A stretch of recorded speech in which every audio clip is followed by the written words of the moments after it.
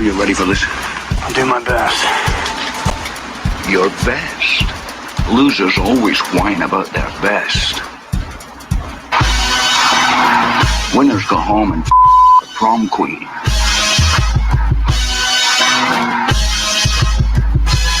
Welcome to the best soccer show. The best soccer show in the whole world. Here we go. It's JD and the Rod, America's best soccer show, live and in flesh. In the flesh? In flesh? That sounds terrible. Don't ever let me say that ever again. We are live. It is Wednesday night. We are gathered together today to celebrate. I don't know. What are we about to celebrate? Anything good? Oh, yeah, I saw something today. Today was, man, what is today? Like National Something Day? You know what? I was reading a book about protests and marches that was my kids reading today that we had to do from home. Mm-hmm. And for some reason, I was thinking anniversary, but it's not today. I just thought it was 100 years ago this year that women's suffrage got the right to women. Okay, well, so let's applaud women's suffrage. Absolutely, yeah. Celebrate women's suffrage. Celebrate the fact that we're here and we're all able to do this show. We're all healthy, and hopefully everybody out there, all the besties, their families are healthy. Their families are hanging on and doing well during all of this pandemic madness. And because it's a pandemic, we are struggling a bit. Like everybody. Well, okay, actually, no, we're not struggling for ideas. We have ideas. We're going to have a great show tonight. But it is interesting to come to this program every Wednesday and go, oh, got no games to talk about. The best we could do, Jared, and we do have Nicky Soup and Sausage on the ones and twos. I want to mention him and acknowledge his team because you're in Locadia. Is that his name? That's his. I'm already forgetting names of players, right? You could. I couldn't tell you. Yeah, it's Jurgen Locadia. Okay, Jurgen Locadia. Okay, call him. We'll call him Joey Loco. I don't know. He said something about the season if it gets back going and playing behind closed doors, and also a question about his loan, which apparently expires in July. There's not going to be any soccer in July, Jared. Do we really think that? I mean, I hate to be like a downer here. There could be soccer in July. I don't think it's being MLS. Okay. All right. Well, that's the thing. Like, America's way too lawsuit happy for anything like that. You might get some other country that's willing to take the risk. Right. I mean, I don't know if lawsuits are necessarily going to be the reason Major League Soccer doesn't return to the field. They're going to try to make the right choice. And obviously with the possibility of the virus spreading and even what do they call it? A round 2 or whatever they call that? Like even if we flatten the curve. Phase 2, yeah. If there's a second wave of infections, and obviously Major League Soccer is going to have to be part of that in response to that. Speaking of this, Jared, you're working from home, correct? Only one day a week. So okay. This week I was that way. Yeah. So you actually go to your office still. Your routine is relatively normal. Okay. I don't. If wearing a mask in society is normal, sure. Then yeah. Well, that actually speaks to what I was going to bring up today. So we've essentially been under quarantine for, the whole time, 3 weeks, whatever it's been. Me, my wife, my kid, living in close quarters, on top of each other every day, not going out anywhere, and trying to do our part to be smart about it, and also not bring infection into our home. But I needed to go to the grocery store today. Like I'm going to go out into the world. And I'm going to go to the grocery store. And it was weird because I masked up. I put on gloves. By the way, I have no idea if any of this stuff is really going to make a giant difference, but they're talking about guidance on wearing masks, or at least cloth masks in public now. But I had a mask on. I had gloves on. I had those disinfectant wipes with me. I was carrying I'm prepared, right? Careful, you're gonna get mugged for all that stuff. That stuff's like better than cash these days. Well, that's the thing. So I get to the store and I go before it opens because I know there's going to be a line, because that's where we are in society. It's so dystopian. We're lining up 6 feet from one another to get into the store. You're doing things old school, man. In the Dubois house, it's the Walmart app. Pick up in the parking lot. They bring it to your car. You never go in. Okay, I would do that, except there are no times available. Once again, buddy, I'm going to hip you to how it works. You go at midnight. That's when the new days open up for the days in the future. Okay. You got to do it at midnight. All right. I shouldn't be telling you all this because now I'm going to get me spots. But Jay Rodius. Okay. You go at midnight. You get a day. It's probably about 2 days out usually if you go at midnight. And Okay. you just plan 2 days ahead, and then you get your stuff. Now you don't Well, get everything look. you need. You get most of it though. You say that, but I'm telling you. So there's like 3 or 4 grocery stores around me. One of them uses Instacart. Another one does their own delivery. A couple that are pickup. I'm talking about like 2 weeks booked solid. Like from now. Like I can't get a date for another 2 weeks. So I don't know what they got going out on the Inland Empire, some sort of magical grocery situation. But here in Northern Virginia, where is equally densely populated, I can't get a time to go pick up anything. So I ended up having to go out today. Man, good luck with your Corona. I mean, Hey, don't wish this stuff on me. just your probability is higher with the way you're working out there. Inappropriate. Right. I mean, I took a calculator, and that's what I was saying though. Like, not only was it dystopian the experience, everybody in masks. Actually, now I'm at the point where I'm angry if I see somebody who's not wearing a mask. Like, it Have you tried legitimately like your makes me mad. local El Salvadoran market? We've talked about this. I needed to know. stock up on everything. Like I had to go well above and beyond what That's the just you being Latino American. You mercado- think you need all that stuff. You just need some beans, rice, and meat. You're good. We do need beans, rice, and meat. I absolutely agree on that.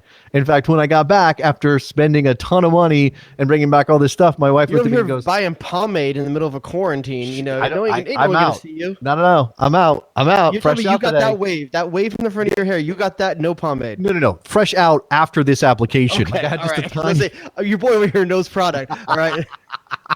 No, absolutely. There's some extra work that went into this one tonight. I see you decided to just pull on the lazy man's. Listen, your boy gets 1 day a week at home that he doesn't have to go to work. You better believe the lazy's in full effect. Yeah. Like, That's this went on about 30 seconds before we came on the show together. I've been thinking about the hat move. It's for me. You're wearing the earbuds. That's how you're pulling that off. I would have to make a fundamental change for my normal headphone situation, which I'm I also not a fan of the earbuds either, because it just after a while it just bothers me. It hurts Yes. to having them in. Hurts I you. much prefer like having the cans, as you people in your profession talk. that's one I've never gotten to the point of. By the way, Jared, I work in radio. You know, I have a radio show. Did you know? I do know because you call them cans. No, actually, I don't. I don't do that. It's weird to me. Like I knew previous to working in radio that's was the slang for them. I just never have been able to get myself to unironically say, "Yeah, you got new cans? Where'd you get your cans? What kind of cans are you wearing?" Like California, that conversation goes way different. Got some new cans, huh? Where'd you get those new? Those are some expensive cans. Are we allowed to? Is the right one bigger?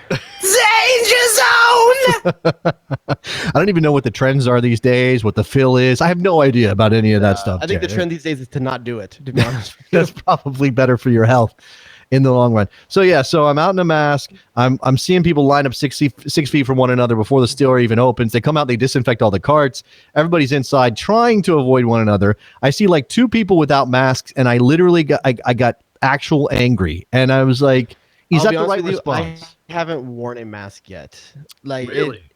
yeah, I don't know. In California, it just came down today. That's going to be mandatory in my county. That'll be mandatory. If you leave your house, you have to wear one, and at work. But here's the problem: is you can't get them. That's one of the bigger problems. No, I know. Well, that's the thing. Like I had to repurpose some stuff. Like it's not like I just have a box of masks to wear out. No, that's not. We happening. actually have my wife and I do have my wife decided when certain changes in government happened a while back, she had decided to embrace a little bit of her prepperness. Oh, that's a smart move. Yeah. So they're approximately 4 years old right now, but I think they still work. But so we have a few here. I just haven't done it yet. I'm gonna have to starting tomorrow though when I go to work. I saw a dude today at the grocery store in a full-on respirator, like the kind when you're working with paint and sawdust and fumes and all that stuff. The kind of guys who do actual man work wear. He was rocking that in the grocery store, and I was like, I guess. I gotta say, Grant Wall's mask is pretty hardcore. Well, Have he's you seen also. his? He's married to an infectious I know. disease expert, I so know, he but I'm telling you, his is badass, dude. He looks like Bane when he walks out. gets his hands on the good stuff. Yeah, man. Like that guy looks like he's gonna. I would be scared of Grant Wall if he came out in that mask, like out into the wastelands with the rest of us. Yeah, Like that dude means business. I'll say this before we kind of move on here. And again, I mentioned Jurgen Lacadia's comments. The other thing is RSL furloughing their staff and whatever. You and I can have a debate about this. I don't know, but I wanted to mention that there are some people in the soccer industry that this has affected directly. I know that Andrew Wiebe and his wife both contracted the coronavirus. Both have recovered. Jillian Sakovits, who has worked at Atlanta United and works for MLS, she's also contracted it and had to deal with it. So, and I think there's a couple other people out there in soccer. So again, this is serious.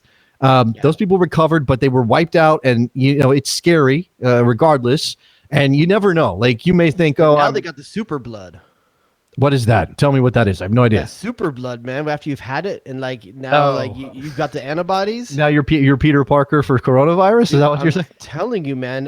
Like, these are gonna be the people that are gonna save the rest of us. Right. This is one of those things, like one of those movies where there's one specimen who has the blood that's the antibodies for everybody, and then they become like the chosen one. Everybody has to protect them. Have you ever been so egotistical that you actually think like maybe you're that person that doesn't get sick? Like, you're that person whose body is engineered in a manner where you don't get these things? I don't think it's ego. I don't know if maybe it is ego. Maybe you're right.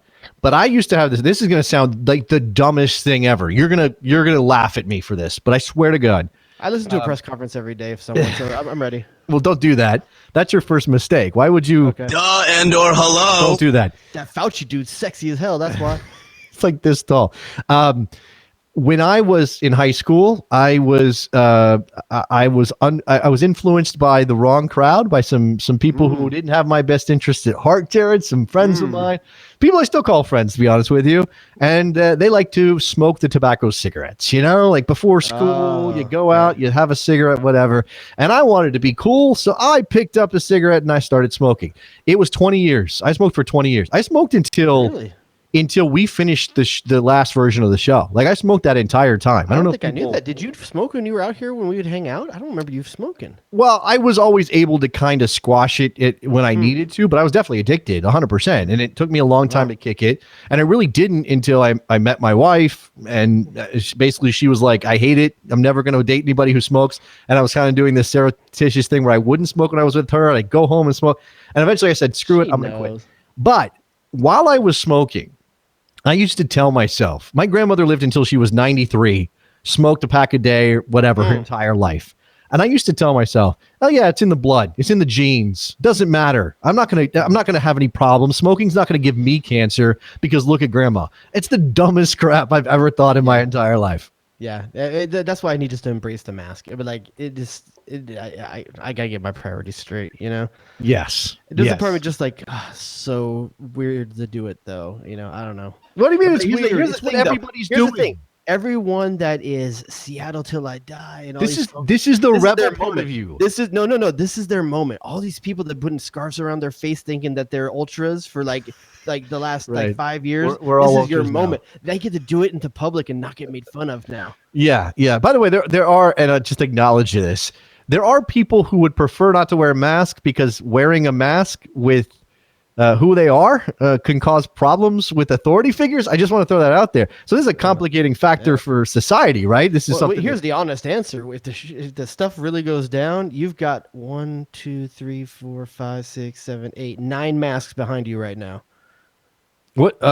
These right here. Yeah, that's right. Yeah, but there's also 50 in storage. So You're stocked up, baby. Yeah, I may put these things on eBay. $75 By the a way, pop. I bought that SF the Asbury Park Bad Religion one that came out. Did you? today. It's sold out, and I hit him up on the side like, dude, if you get any more, let me know. He said I just dropped 3 in the store, and I got. Oh, one. by the way, another guy who just went through it. Yeah. Sean Francis picked it up. He and his wife both had the coronavirus and had to recover, and scary Obviously, stuff. people, most of those folks that you've been talking about right now on the East Coast or near New York, and yeah, we got hot spots. Central Center, Yeah, you know what it is. All the people live out here. It's where it's So it's the density is so crazy. in those coastal. areas, We're coastal. It's it's a thing. It's whatever. It's cool. Dealing with it as best we can. So what do you think about? Okay, RSL made a lot of noise with the decision to do. Is it furloughs or layoffs? What did they end up doing? It's furloughs. It's we want to bring you back, but right now we can't afford to pay you. That's obviously the logic, right? Here's the thing too, and just to give people like some business, like from the business managerial side of someone who's having to go through this, for the difference between the two, and the reason why you're hearing a lot of companies doing furloughs more than layoffs is that a lot of companies will continue to pay benefits on furlough, and that allows people to retain their health benefits. Right. So I think the USL that's one of the big things that reasons between those two things. A lot of people that may not know that or why that happens, like A lot of companies are choosing to pay out health benefits. Yeah. So just to throw this in, USL has furloughed some people not working for the championship or League One, but down the further League Two and their youth leagues, and they're paying both sides of the health insurance. So they're not paying you a salary, but they are doing your employee contribution on your premium, basically on your health insurance. But this is the issue that's coming up though. Delroy Hansen, what, $4 billion of man or something? He's got these billions, right? By the way, that guy sounds like he should be a bad guy in the Dukes of Hazzard, right? Delroy Hansen came out and got them Duke That's boys. the guy who Boss Hog reports to. You know? He's the boss of Boss Hog. That's right. Yeah. So, but here's the thing. Guys like him, we have a couple other billionaires now in the league as well, too, as owners. I'm not sure how to go about this because I'm pretty liberal dude, but I also understand that a person's wealth is their wealth and is their business, and how they operate their business is their business. Okay. But these guys kind of got into this for the tax break in some cases, or as a venture of fun for them, but something they just dipped their toe into because I wanted to take part in this world. Not a lot of these guys are thinking this of this as an investment, right? You won't buy a sports team because you want it. Now, maybe you believe that your team is going to appreciate in value and one day you'll be able to sell it for 100 times what you pay. That's great. Yeah, do that. I mean, the guy in Chicago, Hopman, just made out, right? So good for him, but he probably didn't buy the fire thinking, oh, in 10 years this thing is going to be worth quadruple what I paid. So it's more of a toy, right? Go ahead. Well, no, it's a toy, right? It's a lark. For some, I don't know how Delroy Hansen thinks of it, but he does seem to have. I don't think Merritt Paulson thinks that way. You know, no, for Merritt Paul, but Merritt Paulson also cares deeply about not just the business of the team, but sort of the community of the team. And Delroy Hansen makes noise about that, Jared. None of us actually know the person's heart, any of these owners of the teams or anything like that, but you get a feel from the way that they operate, and you get a feel for these types of things. But here's the kind of pick your poison it comes down to me in regards to this, and we kind of get where you lie. Does this actually call for it, or are you? You're just using that as a figure? Do I ever say the words "pick your poison" without wanting to hear Belle Biv DeVoe? You're right. You know what? At this time, this time, we do need more Belle Biv DeVoe. At all, like there's really never a time when you don't want some Belle Biv DeVoe. So many big butts and no smiles. Absolutely, never trust one of those. Never trust a big butt and a smile. Pick your poison I have for you, and for the listening audience, you want to get in on this 717-727-BEST. Would you rather your billionaire owner take care of financially all the people that are going through this right now for the next 6 months, year, however long it takes? Yeah. But they don't have the interest to invest in the game and the team afterwards. Okay. Or be financially, they have this amount of money that they have dedicated to this venture within their portfolio. Sure. And stay within that and be fiscally responsible and be able to continue to have the same level of interest and investment in the sport after. I don't believe for 1 second. Now, I understand what you're saying, and you're presenting a sort of a possible scenario. Seems very valid, but I don't believe for a second that Delroy Hansen, with his $4 billion portfolio, and again, as you said, not every MLS owner goes that deep. Not everybody has those pockets, but some of them do. I don't believe for a second his choice is don't pay some people now because we're not running the team, or pay them and not be able to buy talent later on to be competitive. I don't believe. Let's be honest though. Every one of these guys is a businessman. It is a risk reward. If they're going to put the money in now, they're going to find a way to get the money back later. And that means that you don't invest in certain things. You don't make that big signing a year from now because you're still trying to make that portion of your portfolio pay off what you invested a year ago. I get it. These guys aren't incredibly wealthy because they're stupid businessmen. I get that. I understand what you're saying. But I do think that in desperate times, desperate measures, and you go to that extreme, and especially, again, it's not, if Delroy Hansen was just an absentee owner and all he did was write some checks and occasionally buy something or build a stadium with help from the government in Utah, which is what happened, then that'd be one thing. But he is one of those people who claims, we're a family, and it's the Monarchs, and it's the Royals, and it's RSL, and they were in this together, and all kumbaya, shake, all of us, one community in Utah, and he's a local guy. To say that, and then when push comes to shove, when the bleep hits the fan, you go, nah, I can't pay you $60,000 a year employees right now for the next 6 months. Like I gotta push you to the side. Yeah, I know I got $4 billion, and everybody's pointing out. I think Sam Stejskal was the first one I saw say this. He spent $1.9 million on a dime last year. On a, collectible famous dime, he spent 1.9. If you can drop 1.9 million, and by the way, we're not talking about salaries that are going to run him $300 million this year, or 200 million, or 50 million, or 5 million. We're talking about a couple $1 million in terms of the salaries that he's saving on. So how can you justify that when you also, on the other side of your mouth, talk about community and we're family and we all love one another and it's all together and all for one and down at the Riot, everything is great. All right, so how far down the line do you go? This owner, yeah, they should do it. You get down to these smaller owners, do we have a different level of expectation for the guys who don't have the deep pockets that Delroy Hansen has? I know.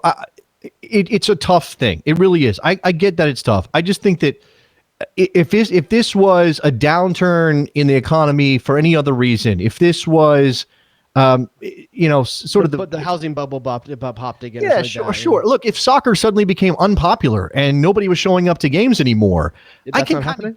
Well, I obviously nobody's showing up to games, but I just mean like if they were still playing games and suddenly attendance at the Riot dropped from 17,000 per game down to 5, and really just spilling red ink. If he said, "Well, we need to make some layoffs." Okay, I get that. So who is the owner I'm trying to think of right now? As you go around the team, who's the league? Who's the owner that I'm talking about that's on the other end of the spectrum? I don't know that Cliff Illig has dumb money in Kansas City.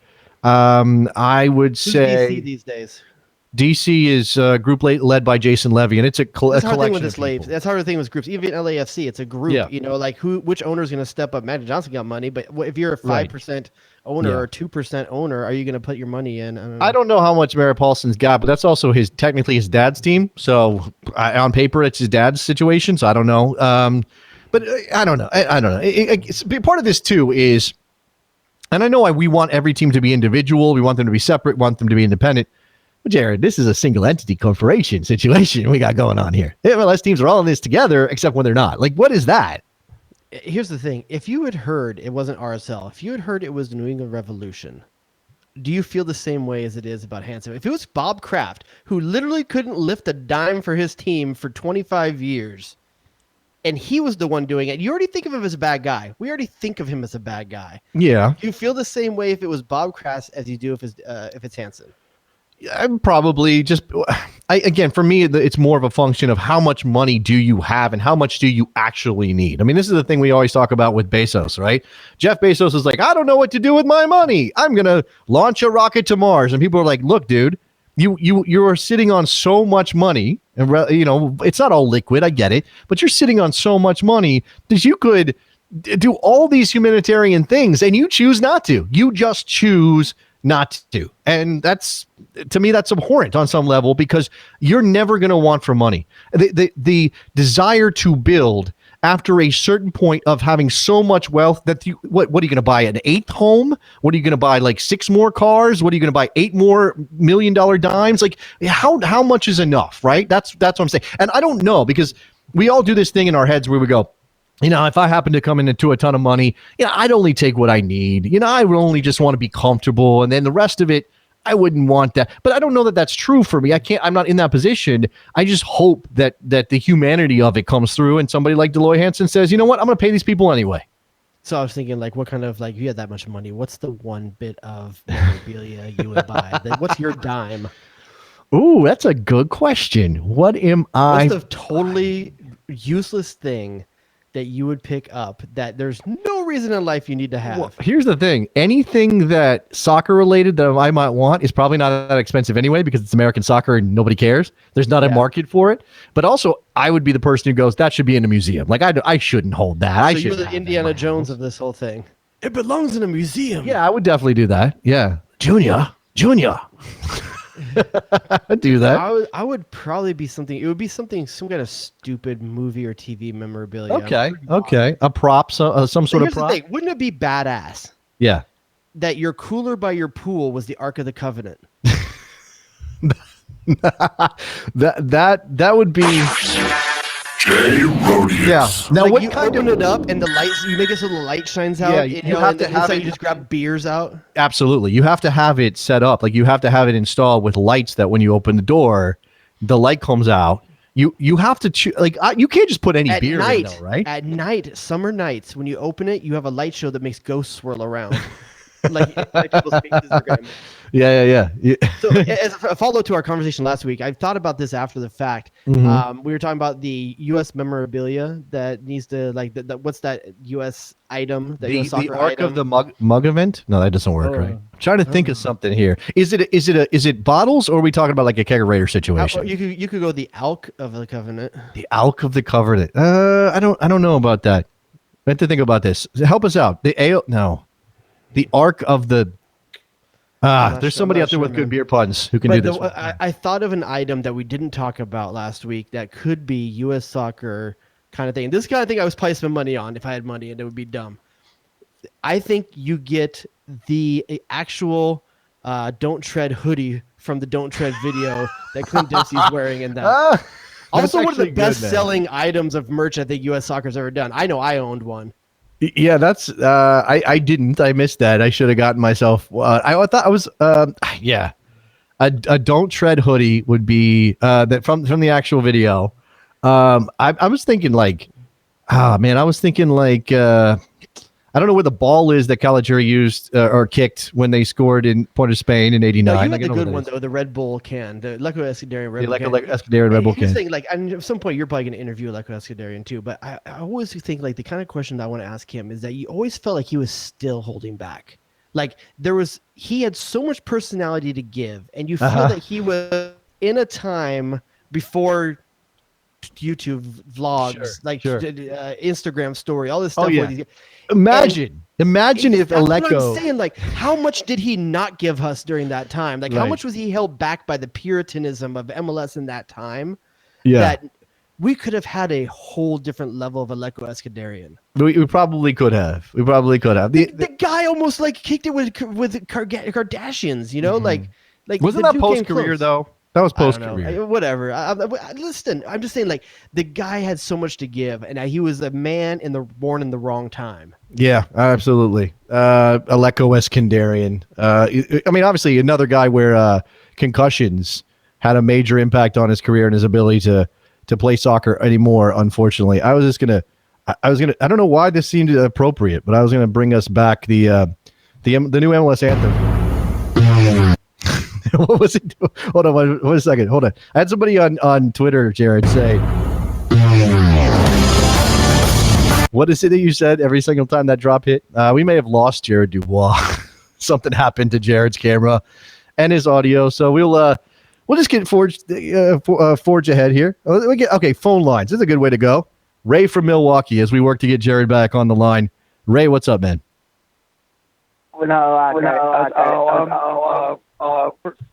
First question I'd like to ask you guys: who's the biggest global superstar playing in MLS currently? It was their bad birthday just earlier this week. Who had a birthday earlier this week? Biggest global superstar in MLS. Why am I not? Just tell me, Ray, because I'm trying to. I'm joking around. The league celebrated its 25th Oh, anniversary. I see. Right. Who's- What's the question, Ray? Go ahead. Who's currently the biggest global superstar playing in this league?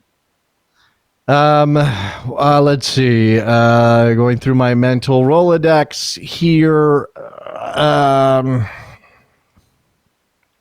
don't know. You just answered my question. Really, the fact that we don't have a big name. No more superstar playing in this league. Zlatan. No more Zlatan. No more Rooney. I think Jared's back. I don't know what happened, Jared. Yeah, the whole browser like froze and wouldn't let me back in. I had to open up in a whole new browser, so I'm not sure what happened. That's never happened before. A little BTS behind the scenes situation. Ray was saying, Ray was making a point about the league's 25th year, also how there's no globally recognized superstars in MLS at this point. You know, with Zlatan and Rooney gone. Were there rumors about Cristiano Ronaldo coming soon to the Galaxy? I think I saw that like a week or two ago, right? Really? That would be amazing. What else you got, Ray? Well, that and this whole pain and stuff, and I would feel sports athletes and sports owners are a little bit scrutinized a little too much currently. There's billionaire companies that are furloughed many of workers and stuff like that. Sure. And do they Everybody really need to do that? Everybody who was sitting on insane reserves of cash. Thanks for the call, Ray, because I'm going to move on. Everybody who's sitting on insane reserves of cash, I'm going to call it into question whether they need to furlough people. Okay, I understand you can't do that forever. How do you define insane? I don't want to go this. I don't want to do this anymore. I don't want to have the economic politics discussion on the radio show.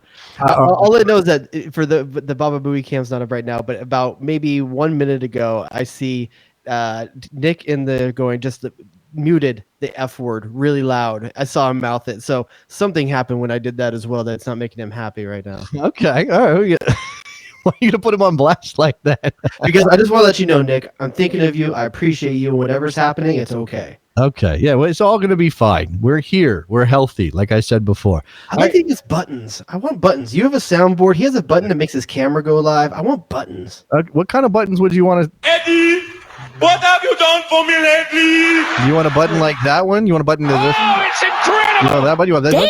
Damn, dog, that's inappropriate. You want to play your new one. I know you want to play your new one. Just go ahead and do it. Okay. So before the show, and this is what happened. I think it was last week, right? We obviously talked a little bit more about Jared Dubois' preferred pastime of disc golf, and apparently the course is still open. You can get out there socially I will distanced. say that the course is not open, but you can get out there if you do it the right way. Oh, a little sneaking on the course. Okay, all right. My local course, get this. So it's like on a hill, right? They closed it, like they caution taped it all off, right? And if everyone could just park it to the side and walk around, right? But this week we do it, and like there's no cars here, right? No cars here. You look in the first two holes, you don't see any. You can only see the first two holes. There's no baskets. And we're like, you know what? What the hell? We're gonna throw anyway to see what happens. And as soon as you get around the corner, all the baskets are there. They just pulled the first two. And it was working. No one else was out there but us. We had a private course. You thought that the course was shut down or completely unplayable. But I know people are saying I'm completely irresponsible. Yeah. So we were talking about disc golf. Somebody came at me on Twitter. One of your people, Jared. One of your people came at me. Right. They had your back on disc golf, and I said, "Oh no, the Frisbee folk are coming for me." And this is definitely what I'm going to be using as your name now. The Frisbee folk. And then I before the show, I was thinking, okay, we need something to punctuate. We already got the Jay Rodius sound drop. That's obviously a classic. Jay Rodius. I know what I want my button to be.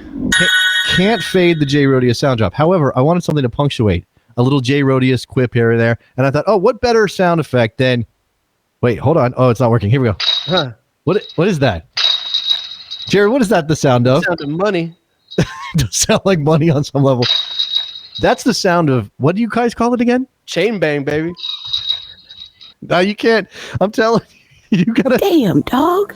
You gotta be careful. You gotta be careful here. Here, I figured out what I want my button to do. I want a button on my desk, and when I push that button, Nick, here's what I want to happen. In a box, it shows up on the screen. It is Jason doing that effing dance he did the other day on Instagram story. At any time, because here's the thing, you don't share anything. No. I get made fun of because I overshare. I share everything, whether it's cool or not. No, you care about being not letting anything out there that might be uncool. I just shared that for 20 years, I believed I'm gonna tell you right now that thing was uncool, and I want it, so I hit a button and it pops up on the screen anytime I want it. Here's the thing, it's completely cool. I don't know what your problem is. Then repost it. Don't put it on a story. Put it on your actual page. I don't know why you think that's a thing. See, look. No, I don't know why you think that's an actual thing. Look, It's just rare that you put yourself out there like that. I will.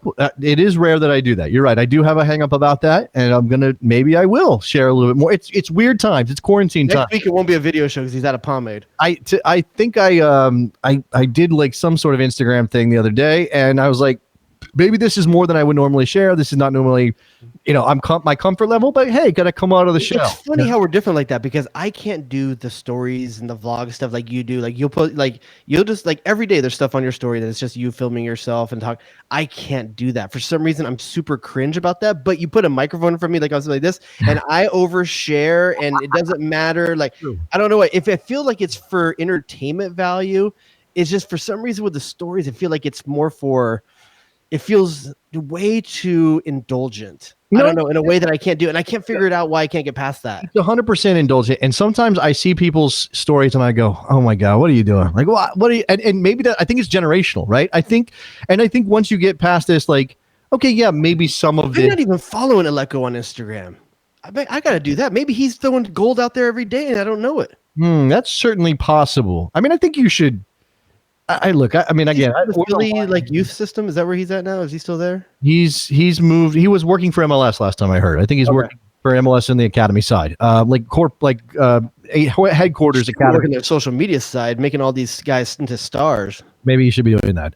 Speaking of stars, we wanted to do a couple things media related on this show tonight. I threw out this question because I watched the English game. Do you know about the English game, Jared? Yeah, I didn't know what you were talking about when you said that. Okay, so there are a couple of soccer related things on Netflix and on media, streaming media that people are watching while we're all quarantined, and there's no actual soccer. I know you've watched some of the new season of Sunderland Till I Die. I haven't seen any of it yet. I watched the first season. I have not watched. That's what I'm starting. That's the first season. Okay, so you're starting the first season. So you're catching up from what happened a while back. Okay, just be prepared to be sad most of the time. Okay, it's very much a bummer. But I watched the English game. Now the English game is, you do know Downton Abbey, right? I know of it. I've never watched it. Okay, this is going to be a little bit lost on you, but if anybody who's ever watched Downton Abbey, the English game is written by the same guy who did Downton Abbey, Julian Fellowes. So it's very precious, it's very English. Like, it's super English to the point of, as an American, it's sometimes a little hard to stick with it. It's about the beginnings of professional soccer, professional football back in the 1870s in England, when the game was still brand new. The laws of the game had just been sort of codified and decided upon, and there was this group of kind of rich, fancy lads who came out of private schools in London who were dominating the FA Cup at the time. And it was mostly, the FA Cup was supposed to only be for amateurs. And there were some guys in Northern England, factory town, mill workers, and they got together and they formed teams, and they were trying to win the FA Cup. And one of the mill owners said, "I want to get a player who's renowned for his skill out of Glasgow in Scotland and bring him down to my team." And he paid him basically to play soccer, even though he was working in the mill. You just described what happens on all my Sunday leagues growing up. Sure, it's all ringers, right? So this was the beginning of the professional game, and it's maybe 6 episodes, and there's some side stories, and it's all very. What platform is it on? It's on Netflix. It's all very Victorian. It's a lot of talking and very little soccer in the soccer that there is. So I was assuming it was like a documentary style. This is actually like a story, like plot thing. Okay. This is a drama, telling that story with actors and the whole thing. I might be able to get my wife to watch it then. Is there anybody? My wife sat through the whole thing. She likes period stuff. That's one of her go-tos. I know if it's period, she's gonna like it. So okay, that was. Does that sound terrible? Was that bad? Like, did I step in it? Okay. Take the bait. Okay. So my wife likes period dramas. Does that sound even any better? That doesn't sound any better. All right. Well, we're just gonna keep going here. So she watched it. She watched all of it, and all I came out of it thinking was, first of all, it's entirely too English. It's entirely you too. might have killed Nick. It looks like I did. Look his face. Look at his face, dude. We're gonna put the Baba Booey cam up. Oh my gosh, I'm just laughing because when you said what you said, Jared made this face, this like stank face that was so great. I guess we found our Instagram story for tomorrow. That was Jared's better judgment coming to play. He makes a face when his better judgment stuff. He wants to say not often when it happens. That's actually true. Here's the thing: my wife's she's one season away from finishing all of Gossip Girl right now, so she's gonna need something new. All right, so like I figured, like, is there drama? There's some drama, but it's Victorian drama, so it's like, is it where one damsel talks to the smack on another damsel? You're never gonna watch this, okay? Absolutely never gonna watch it. So we got on one side, we got the rich people who sit at dinner in tuxes all the time.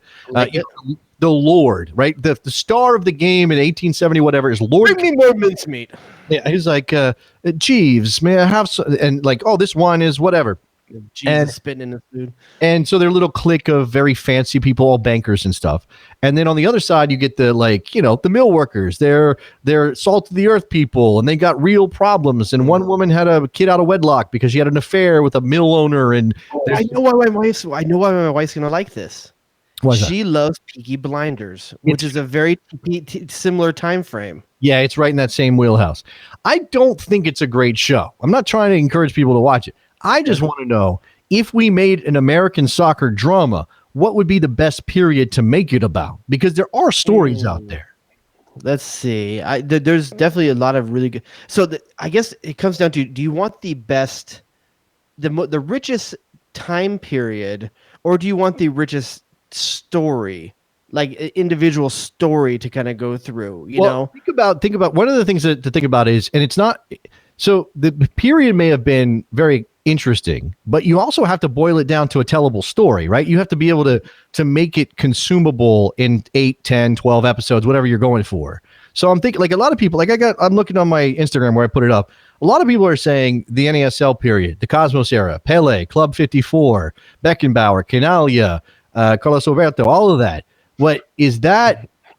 Is that really what we should like? Is that really what you want to do? If you have to have 50 characters, you have Stephen Ross from Warner Records, you got the Atlantic Records guys who came in and bought that. Like, maybe you do. Maybe that's the way to go. I guess it depends on the scope that you want to do. And by the way, Nick, I'm not in the chat anymore, so if you get any good submissions, feel free to chime in with them from the chat. So I guess from an appealing time frame for me is I like the Bad News Bears-ish, Major League-ish time period of like 90 to 94, between like bidding and getting the World Cup and like the lead up and all the like the I want to be okay. I want to see dramatized boardrooms of of people that were not soccer people talking about how to sell this game in America. So I got to so in that, if we're to conceive of this, then what you've got on one side is U.S. Soccer, Sunil Gulati, who else? Rothenberg, Richard Mahoney. Not Richard Mahoney. Wow, I don't know why I said that. Alan Rothenberg is where I was going. Alan Rothenberg is exactly who I was saying, and I said for some reason a Soccer America writer. I don't know why I did that. That was very strange of you. I don't think that that's exactly. Who was probably there at the time, though? Who? Richard Mahoney may have been on the scene. So you have the boardroom stuff. They're taking bids, right, for MLS. Well, no, this is actually, you want to go back before that to 90 and bidding for the World Cup. Yeah. And then on the other side, you have those Milutinovic camps, and you have Alexi, and you have. That's what I'm talking about. That's the major league part of it that I'm talking about. You know, like where they're like Marcelo Balboa is Corbin Bernstein. The ball, he won't put his body in front of the ball or something like that. Right, I don't know, but you know, I like that. It cuts back and forth. Like it's almost kind of like the Late Shift. Do you remember when you watched the Late Shift back in the day? Yeah. There's all that NBC stuff, and then you also have Jay Letterman and Leno kind of going through it as well. So I kind of like the idea of following that path through, and it opens the first scene of the whole thing opens on Caligiuri's goal, like him lining up a free kick, you know, in Trinidad and Tobago, Jamaica. You want to do so in order to focus on the players. You want to show Caligiuri's goal against Trinidad and Tobago. That launches the show, because from that kind of is like, okay, this is the ride, the wave we have to ride of interest. If I'm writing this, maybe I'm thinking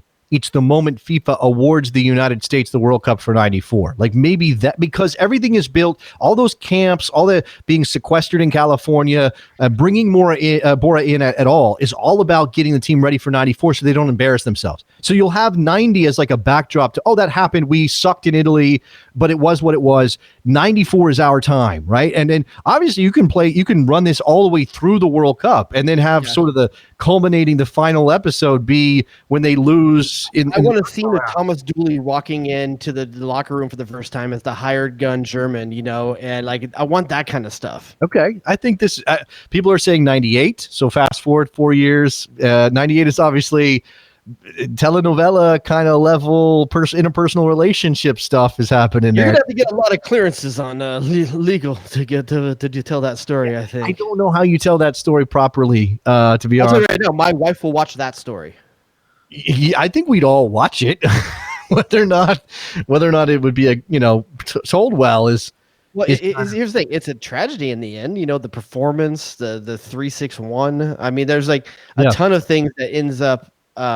It doesn't end on an upper. You know, that's more of a documentary to me than it is a actual story. Okay. Because you don't have a good arc. I mean, it's not a fulfilling arc. There's no triumph at the end. I see what you're saying. Yeah, you're right. Unless you went 98 all the way through 2002. Well, what you could do is you could tell the story of 98 and you could show the disappointment of going to France and everything that happened there. And then you could sort of do an epilogue, and you flash forward, and now you've got the team in 2002. And Donovan. You tell it from Kobe Jones' point of view. Why Kobe Jones? Oh, because he's there. In 2002, he's just subbing in, like he's like the guy in Mexico. Like you could tell because he's the link all the way through. Although I guess Claudio Reyna's there too. But yeah, Reyna's there for sure. So let me look at a couple of these. Okay, World Cup Saga, 98 World Cup Saga from Bennett Miller. Late early 90s would be perfect. That's from our friend Mike in Philly. That's his selection, so he's right with you. Make American Fiasco into an HBO series. American Fiasco is 98. I actually haven't listened to that particular podcast. I never heard of it until you just mentioned it. From Nikki Subban. Roger Bennett made a podcast documentary thing about the 98 World Cup. Strike. Yeah, well, there we go. So, yeah, I'm just, I would be more likely to listen to it if it wasn't necessarily that guy. In the English voice? I'm just saying, an English voice. Yeah, it's an American story. Maybe we get some Americans. He's got the resources. He told it. It's fine. Whatever. Yeah, listen, I'm glad the story's being told. 1996 in MLS. That's from Antonio. Team America of the early 80s. I don't know you can make enough. There's one season of that in the NASL. I don't think you can make enough out of Team America. Holden Cribb says 2000 to 2006, the pre-Beckham years. So that inter period, the buzz off the launch of MLS is over. Now you're just trying to bridge that gap to Beckham arriving in 2007. Maybe. Yeah, I guess 2007, the Beckham arrival, the Alan Gordon story. I've seen a couple for U.S. women's national team stories. Those would certainly be interesting.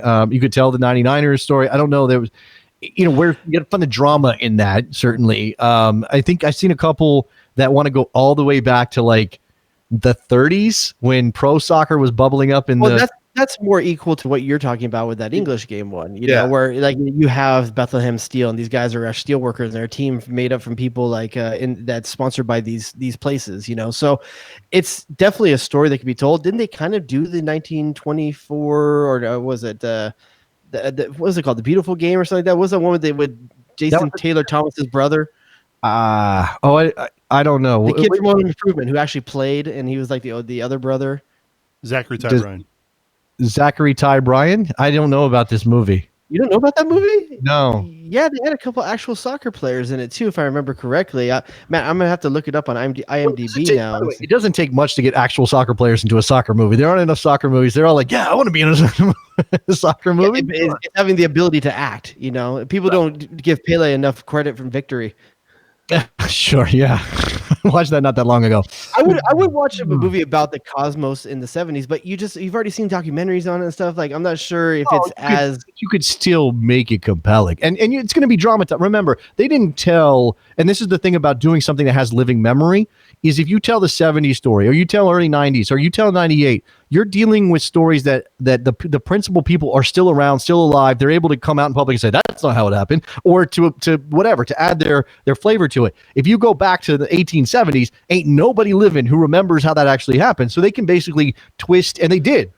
Some Tim foil hat people that are going to tell you that they know exactly how it happened. Well, there's people who said, that's not the way that the English professional game evolved. The soccer nerds came out in full force when I mentioned this on Twitter. So, and look, more power to them. It's dramatized, relax. Exactly. So can we do something in living memory and dramatize it enough to make it even? And guess what? If what am I thinking? Bruce Willis actually jumped off the top of a building tied to a fire hose, he'd probably break his back. Okay, we let go of these things sometimes. We're not talking about you're bringing up a whole suspending disbelief kind of thing right now. Traumatizing stuff, It's like you're watching a flick, man. Enjoy the popcorn. Okay, all right. Oh, it's incredible! So that's the thought I had about the TV, and keep them coming in the chat, on Twitter. JD and the Rod on Instagram, JD and the Rod Show, which I think we're something like 200 followers now. So we're building slowly with our following on Instagram. I put a picture of my one sitting pint the other night too. Oh, I thought you were going to say your calf again. What happened to Thirst Calf Thursday? You're slacking. I don't know. I feel like you were. This is just one more thing that I put myself out there that you just like make fun of it. I put a dance video thing on Instagram, and you're like, "Oh, you don't put stuff out you there." You do one thing in the entire time we've been together. Okay. Don't. Now you're okay. Whatever. I love you too. The other thing that we wanted to talk about. So that's the TV idea, and it's kind of like this. Yeah. We're gonna get together and pitch the TV ideas to Netflix because they got dumb money. But Jared's got a thought about casting the movie on the FIFA scandal. Now we just had new developments here. Fox executives apparently bribing to get the rights to the World Cups in 2018, 2022, and they got 2026. FIFA just gave it to them because of the winter thing in Qatar. You have obviously all of those FIFA officials getting wrapped up in this scandal. There is a book out there. Ken Bissinger wrote a book called Red Card on this, so it exists.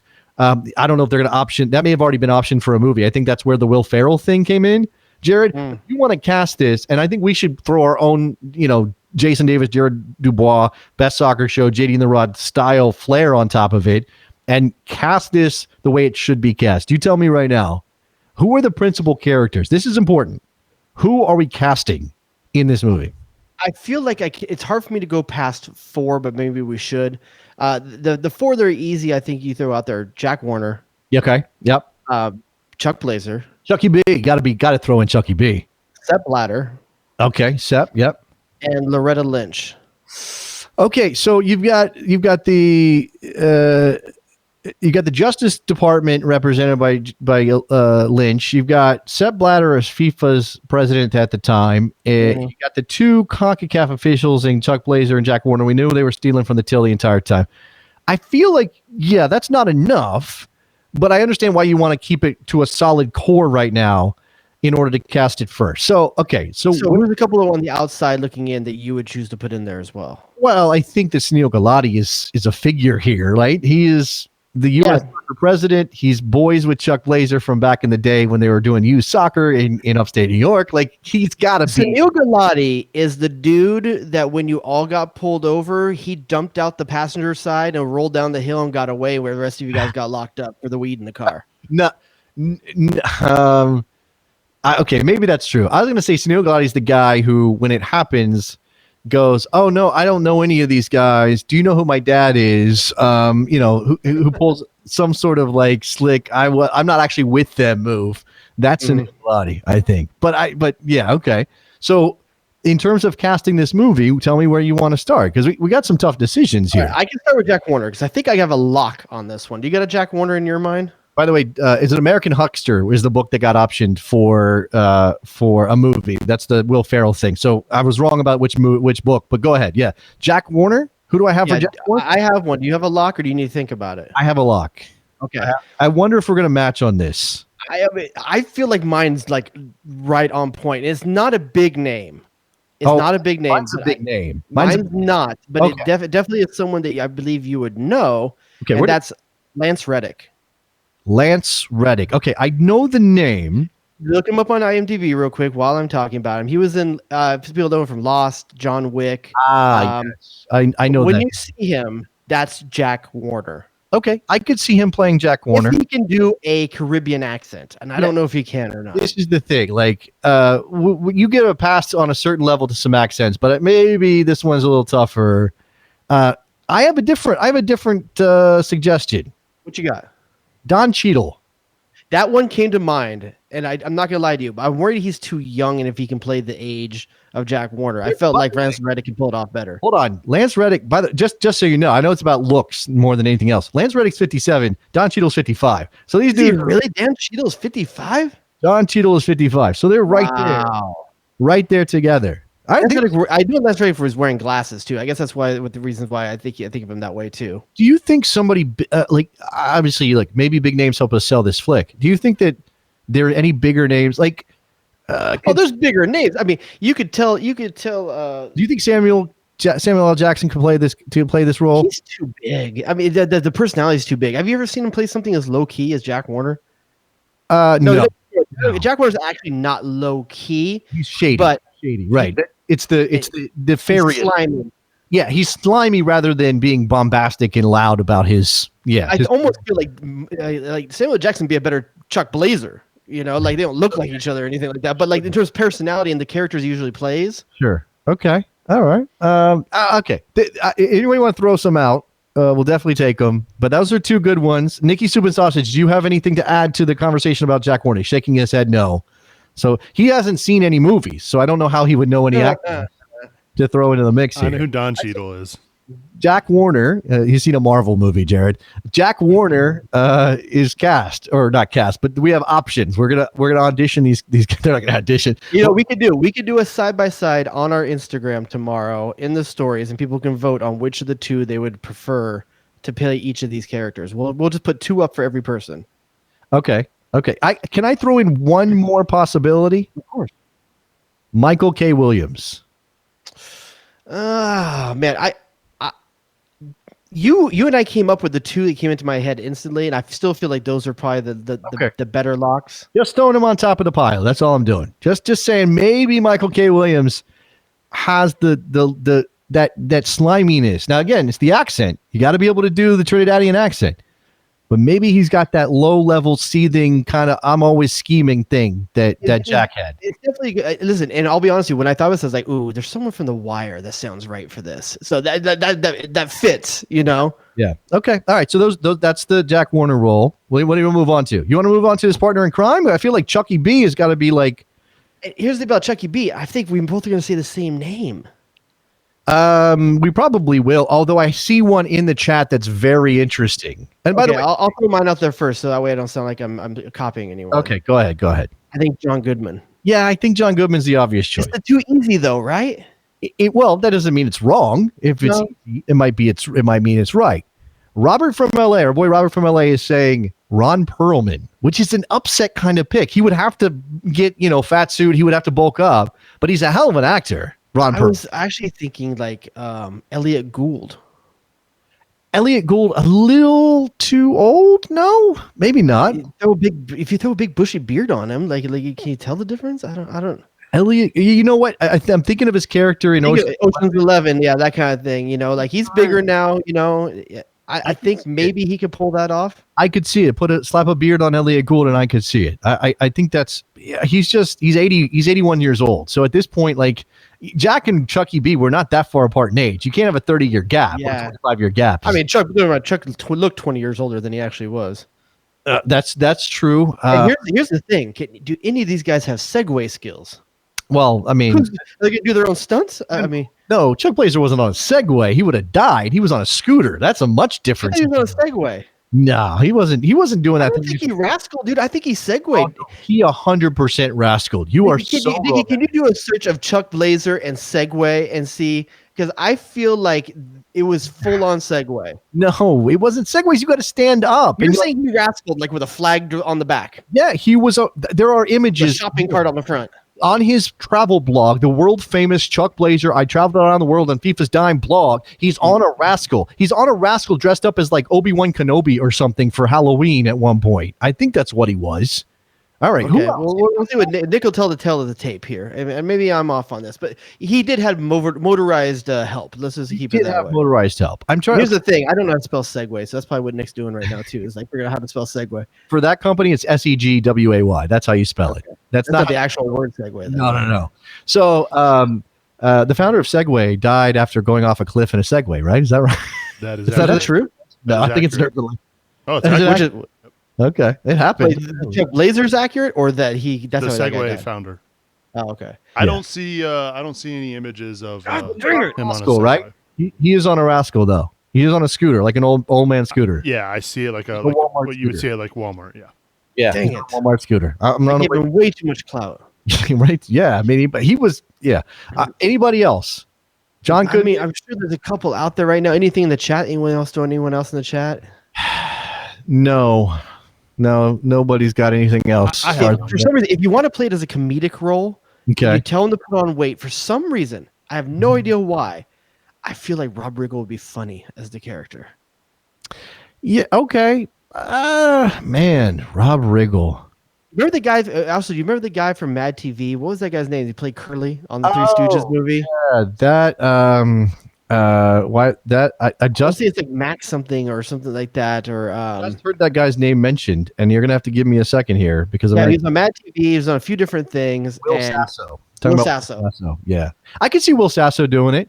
I could see him pulling that off. Just I a got matter one. of you want to go super comedic. All right, go ahead, Nikki. What you got? Like he's super And sausage. he's already kind of played this role in a movie, but I'm going to go with Tim Allen.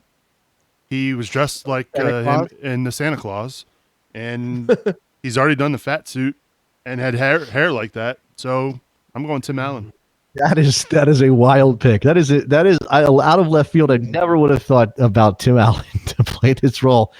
I'm not against it. I got it. I got it, dude. Who is it? Jon Favreau.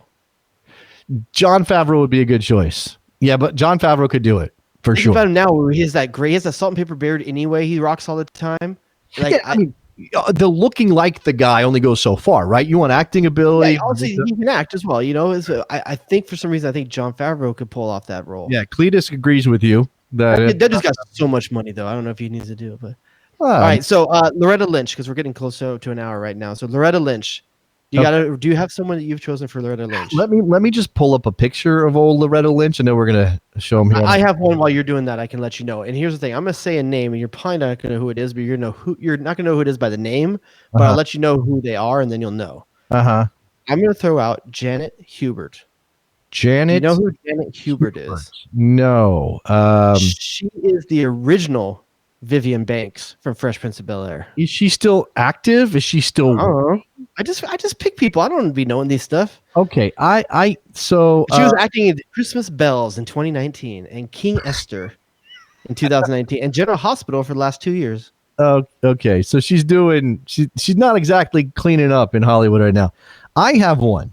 And I don't think you're going to know this person off the top of your, you're going to recognize her name immediately. But if you saw her, S. Apatha Merkerson. Do you know who that is? No, you have to tell me. She was on Law and Order forever. Oh yeah. Okay. If you saw her, I never watched Law and Order. Okay, if you didn't watch Law and Order, you might not know who she was. But she was on Law and Order as a cop. She was excellent in that show. Okay, and here's the thing: look at Loretta Lynch right now, and I realize that I'm about to pick a Puerto Rican for this, but Rosie Perez. I think you're crossing some lines that aren't great. Feature-wise, they look very similar. No, I see what you're saying, but I don't know that acting chops. I don't know that I want Rosie Perez. What? I too know what it's like to feel thirst. I'll take what is the categories that she cleans up? I'll take S Woods for 400, Alex. Q words. Q, that quince? Yeah. What is it? Quail. I think I don't know how old Loretta Lynch is, but I think that we probably would want to go a little bit bigger name. As much as Janet Hubert's an interesting. And here's the thing: I think the movie is told from her point of view, like kind of like Zero Dark 30, where it's from the viewpoint of the person investigating. Yeah, and it cuts to these other guys doing stuff and their deals and stuff like that. But I think, and also you get man, why am I blanking on his name? The gentleman that used to write for SNL, Will Ferrell's a director that he does all this stuff and just did the money about the bubble popping in the housing market. Adam McKay. Adam McKay, yeah, sure. Yeah, Adam McKay to tell this story. By the way, Robert from LA stole my thunder because I think I have the one for Loretta. Okay. And I think we're on board. Viola Davis is an interesting choice. That's not who I was everything though. I was going to say Angela Bassett. Ooh. I think Angela Bassett might be the one. I think that's a great shout. Think about the gravitas. Think about the energy that Angela Bassett has as an actress. Come on, that's somebody. That's pretty badass. Yeah, that's somebody who is taking down a international conglomerate or a bribery scheme. That person. Go ahead, Nikki Soup and Sausage. Have either of you seen the show Barry on HBO? I don't watch it. Yeah, I've seen a couple episodes of Barry. Sure. Okay, so there's a detective on that show named, I don't know her character's name, but her name in real life is Paula Newsome, and she would, I think she'd be a great Loretta Lynch. Paula Newsome. Okay, I mean, Newsome with again an E at the end. Okay, so we're going again. Angela Bassett's a name. She's going to get us a name. That's a name. If you're going to be the lead. Yeah. I mean, granted, I went for a 1990 sitcom star. So I think Paula Newsome is a little too young, in my personal opinion. But you can age characters, sure. By the way, is there any role in this movie? Is there any role for Antonio Banderas or Gary Oldman? Because I watched did you see the Panama Papers thing that they did on Netflix? Did you watch that? No, they did Netflix thing on Panama Papers? It was super weird. It was dramatized? Yeah, but it was super weird. Like they broke the fourth wall the whole time, the entire movie. Yeah, it was weird. They kind of told it in vignettes, so different people getting hit by the Panama Paper Shell Company thing that they were doing. It's really weird. But I thought that's the sort of the energy that this kind of movie, not breaking the fourth wall necessarily, but the energy of that movie, I think it would be very similar to what we want to do with the FIFA scandal movie. All right, so we got one person left in our original 4 that we talked about, and that's Sepp Blatter. Sepp Blatter. Now, really good shout, and I think it might have been Mike from Philly as well. I can't remember in the Slack today, and I'm gonna throw that one out there first, and that's Danny DeVito. I don't think he can do the accent, which I think is important. Okay. So here's my thing for a high-level actor then, that you would have to suspend a little bit, but I think he can get there. Wait, you go. I just want to say that Sepp Blatter has been portrayed in a movie already. Do you know that, right? Yeah, in the one he paid for himself? Well, in the FIFA movie, yeah. Yeah.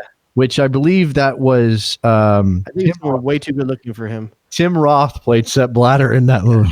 Yeah. That doesn't make sense at all. Yeah.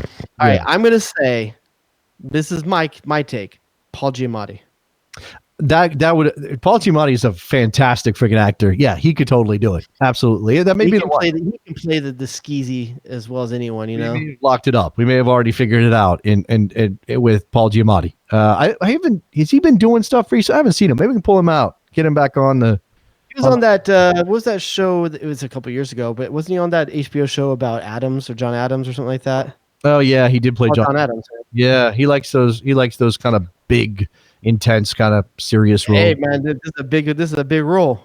Yeah, it is. We got big backers. We have huge money behind this movie. This one's interesting. John Lithgow.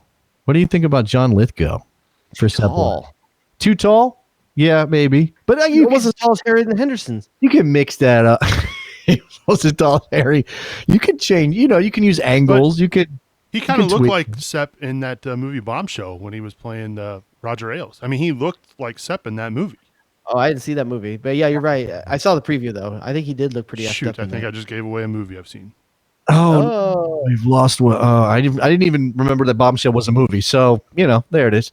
Okay. That by the way, Frank in Orange County was John Lithgow. That was his selection. So he comes in with the late suggestion. I think Paul Giamatti. So we're casting. So I guess the only pick your poison we have on this or Instagram tomorrow is the Lance Reddick or Don Cheadle for Jack Warner. No, we can throw out a couple of other ones. I mean, I know we have 3. We can throw out polls on Twitter. We could do Lithgow against Giamatti. We could do Lithgow against Giamatti. I think Angela Bassett may be up against Taraji P. Henson came up in the chat, by the way. She's a little too young, but she'd be interesting too. Yeah. Have you seen Tiger King yet? I have. I've watched all of Tiger King. So I've been obsessed with, if I was to cast that movie, I have the perfect Doc. What's his name? Doc Adele or what is it? Antle. Doc Antle. Doc Antle. I have the perfect one, but he's dead. Oh no! Well, they can't be. He's not the perfect one. No, I'm just telling you though. It's so perfect. Okay. Philip Seymour Hoffman. Oh yeah. How good would he be as that? Because of the blonde thing. By the way, I saw a tweet directly related to that. Some working actor, somebody in Hollywood tweeted out that if I don't get cast as... did that. Yeah, okay. Damn it. You stole my thunder. No, I'm sorry, dude. I know it. What do you want? I live in Hollywood. No, I don't. But, but my wife and I are huge Dax Shepard. That would probably be our cheat couple.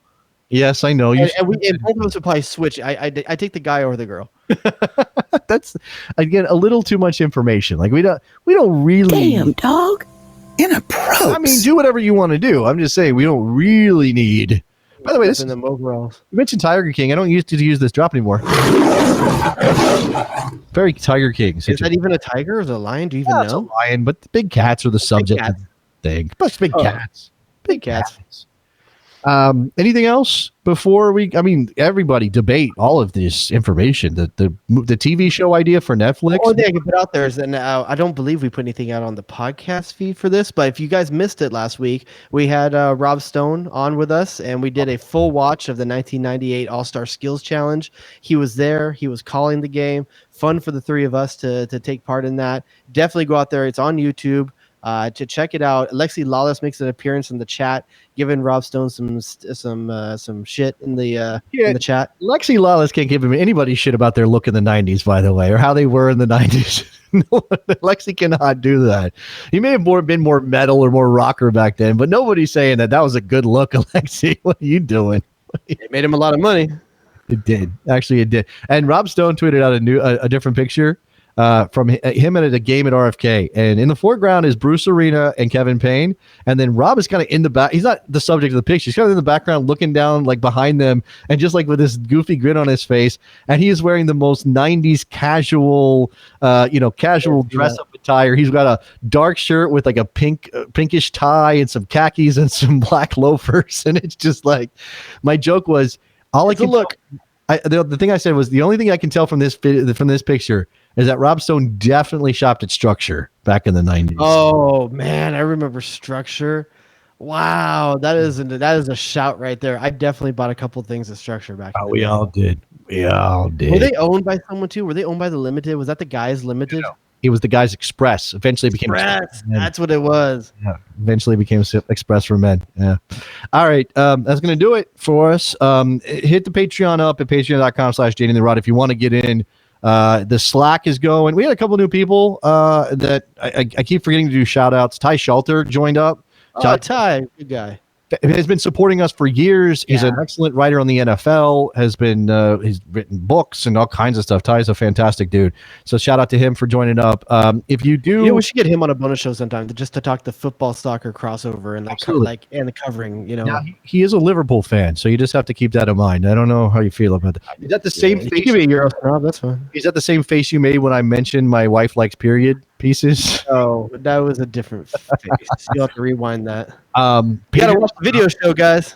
Patreon.com/JDandTheRod. Again, any support you want to give, we greatly appreciate it. Obviously, don't feel any pressure right now. What else? What else do we got? All of the social media stuff. We're working on some things that I can't tell you about yet, but trust me, they're going to be cool when they happen. Yeah. Anybody listen to the podcast? You mentioned the video stream, but anybody listen to the podcast who hasn't checked out the video stream? It's archived on Twitch for a while. It's archived on YouTube forever. I don't know how long Periscopes last, but you can go find it. So if you want to watch back all the production work that Nikki Soup and Sausage is doing, please do that. Yes, it's an amazing job that Nick is doing on the show right now. You also get to see the faces that Jerry Dubois makes at me, and you get to see my brilliant jersey. I just don't know if I support that look. This was a gift, man. I know. Listen, I get it. It's a bold choice. I don't know that I could support those two patterns together. I'm glad someone does. It'd be hard for me though. You just have to own it. That's all. You own that skull cap. I'm owning this shirt that I'm wearing right now. I paid money for this. That's probably worse. I don't know. It says my name and I'm number 10. What can I do? I love it. It's fantastic. Oh, that's awesome, dude. I mean, if I ever got merch, maybe I'd wear some, But speaking of merch, I don't know how many we got left, but we do have a t-shirt over at On the Volley Apparel, so go check that out as well. Did we ever release that bonus show? We need to send that out. No, we're going to put out the bonus show with our friend Elvis. Also, there is a discount code. I don't know if it's still active. We got to check up on it. I believe it is DING, D-I-N-G. Is that right? I believe so. Okay. If you want to try to get some cash off your JD and the Raw, and by the way, I think it applies to the whole website. So if you want to go and check out On the Volley Apparel and pick some threads up and get yourself a JD and the Rod t-shirt. And I'm going to tell you this. This is a hint. It's very possible that those t-shirts are going to be collector's items sooner rather than later for a reason I cannot talk about quite yet. Yeah. I'm just saying. I mean, you may want to own one. You may want to own one because they may not apply forever. That's all I'm saying. They may not. All right. I will say that the crew neck strike and defend is my favorite thing I got from On the Volley. That's not our shirt. Yeah, that sweater's tight. I got the crew neck sweatshirt with Owl? the owl, which is it's great. Sorry, I almost cursed. I really dropped an F-bomb on the show. I have to go back and take that out. All right. Anything else, Mr. Dubois? That's it. Nikki Soup and Sasha, appreciate what you've done for us. Yep, absolutely. Shout out to him. I'll talk to you guys next week. Bye. Only the best. Damn, dog. Inappropriate. Danger zone! What are we doing? Don't nobody go in the bathroom for about 35, 45 minutes. You got to coordinate. You got to coordinate. Damn, dog. Damn, dog. Inappropriate. The horror show. Oh, it's incredible. I wouldn't be caught dead in a sweater. Damn, dog. That's inappropriate. Danger zone. Finish him. Get to the chopper. Michael freaking Oscar Fiscal.